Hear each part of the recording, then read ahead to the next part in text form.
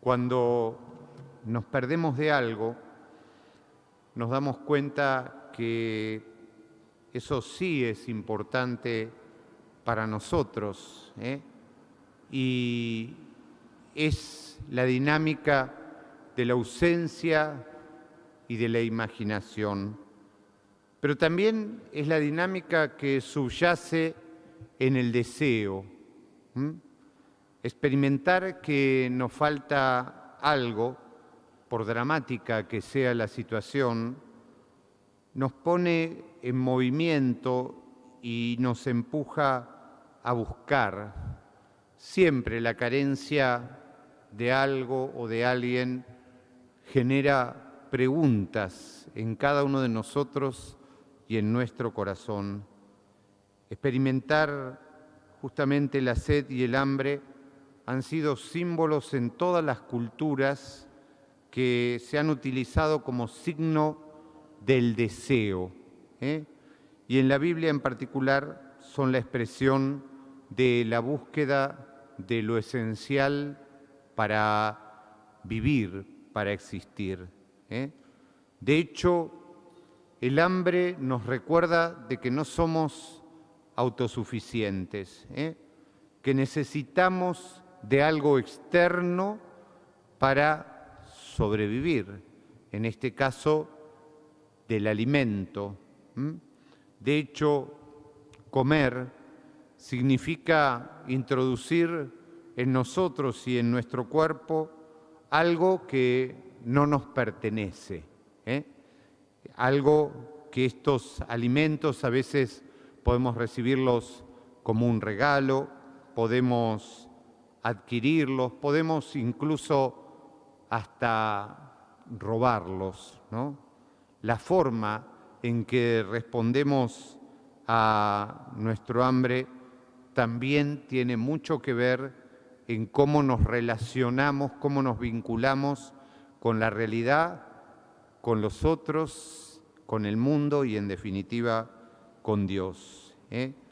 Tenemos muchas veces hambre de cariño, de reconocimiento, tenemos hambre de justicia, tenemos hambre de afecto, de vínculos, pero ¿cómo respondemos cada uno de nosotros a esos distintos tipos de hambre?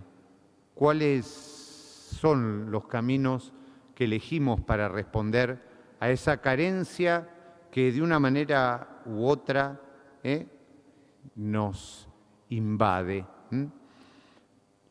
La verdadera respuesta al deseo tiene mucho que ver con lo que hoy nos plantea el Evangelio de Juan.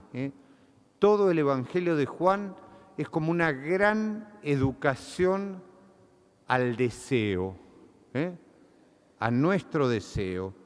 Hay una pregunta que Jesús hace al comienzo del Evangelio a los discípulos del Bautista. ¿Qué buscan? ¿Qué buscan? No es una pregunta retórica, es una pregunta. Dios nunca nos hace esas preguntas retóricas como para que o pisemos el palito o para comprobar Él si estamos en sintonía con lo que el otro piensa, como muchas veces hacemos en nuestra propia vida. Hacemos preguntas retóricas, le preguntamos al otro algo que nosotros ya sabemos, simplemente para ver si nos contesta lo mismo que nosotros pensamos, para ver si se equivoca, para ver cuál sería su línea o idea de pensamiento. No, Dios nos pregunta en serio y a partir de esa pregunta, Dios se toma muy en serio a nuestra búsqueda, que a veces es como una búsqueda que no se sabe bien de qué o de quién, pero Dios la acompaña. Jesús es como el verdadero pan que alimenta nuestra alma. Y justamente no es casualidad que en el capítulo 6 del Evangelio de Juan ya se introduzca una referencia a que se acerca la Pascua de los judíos. Entonces, justamente desde ahí es como irnos preparando en esta expresión de la multiplicación de los panes a ese Jesús que va a ser el pan de vida. Y de hecho, después de este signo, Jesús realiza lo que en el Evangelio de Juan se llama el discurso del pan de vida. Hay también un contexto, ¿no? Que Jesús va percibiendo que todos sus gestos y que toda su obra se interpreta, por así decirlo, de una manera muy funcional, ¿no? De hecho, vieron que al final del Evangelio dice que Jesús se escapa, se va, porque querían hacerlo rey. Querían hacerlo rey, un rey que reparte pan. Entonces, Jesús quiere hoy también a nosotros hacernos comprender qué es lo que en esta vida debe multiplicarse. Cuando Jesús le pregunta a Felipe, Felipe le contesta de una manera muy correcta, pero de una manera que no involucra para nada, no está involucrado él en la respuesta. ¿Con qué vamos a darle de comer a esta gente? 200 denarios no alcanzarían, está como esgrimiendo una especie de hipótesis, de teoría. Podría haber dicho, yo no tengo nada.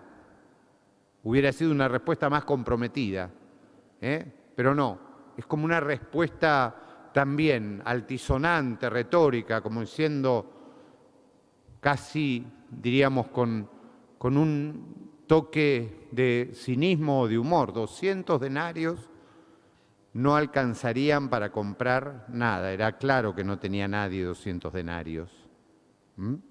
Era claro.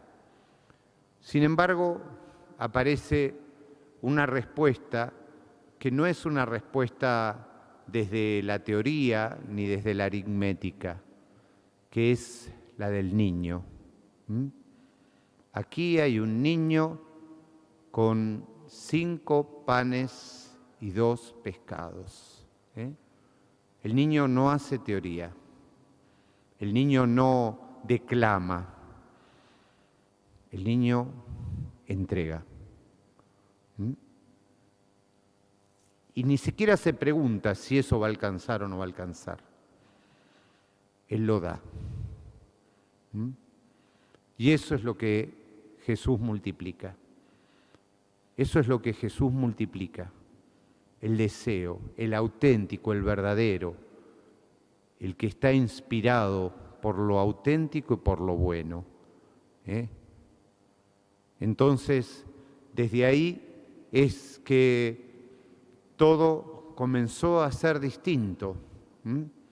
Todo comenzó a ser distinto. Y desde ahí es que Jesús también hoy nos pregunta a nosotros, ¿qué hacemos con este tiempo, con esta realidad, con tantos tipos de hambre, que no son solo, insisto, el hambre material, sino que hay infinidad de hambres, de presencia? La semana pasada, recuerdan, habíamos hablado de ese tiempo no apurado, de ese tiempo no apurado. Entonces, todo eso es lo que Jesús hoy quiere generar en nosotros como posibilidad, como un deseo de hacer el bien, como un deseo no de teorizar, no de decir cosas que ya sabemos todos, sino de ponerle a eso mi vida, mi corazón, mi pan, mi pez.